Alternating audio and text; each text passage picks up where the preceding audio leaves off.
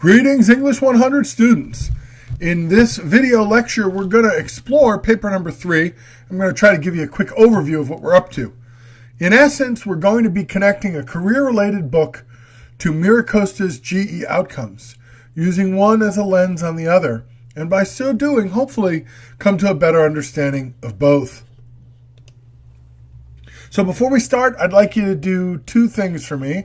I'd like you to print out, and hopefully you've already read, the rubric and sample essay for paper number 3. Have them on the desk in front of you so you can refer to them as we're going through this video. And also have your book, your research book, your chosen book on your career with you as well. With those two tools, not only will you be in good shape for this short little introduction, but also for the various videos that are going to be used throughout this paper to review strategies for the different sections and elements.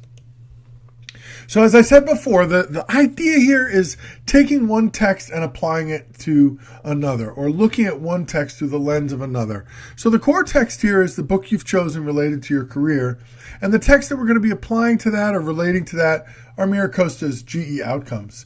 And you've already seen me introduce the GE outcomes to you, and you've already searched for a book related to your career. So really what we've been working on over the last couple weeks is going to be pulled together in this final paper. What will the guiding question for this paper be? Well, there it is. How do MiraCosta's general education outcomes relate to the ways of thinking, learning, and working modeled in blank?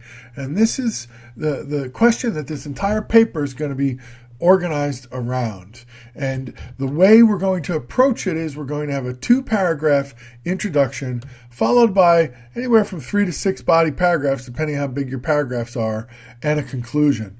And in the introduction, we're going to be laying out where we're coming from.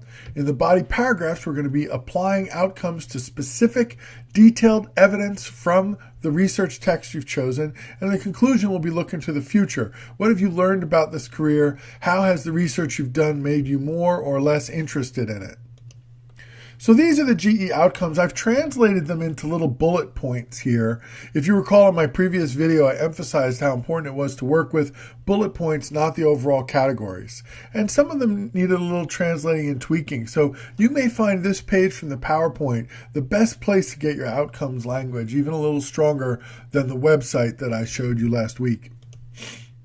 So with this overview in mind, what are you going to be doing next? Well, the first thing you're going to do is double check your chosen book. Are you sure it's going to work? From what I can see, most of you have a good book that will work quite well, but you need to make that judgment yourself and compare what you have to your better understanding of the assignment now.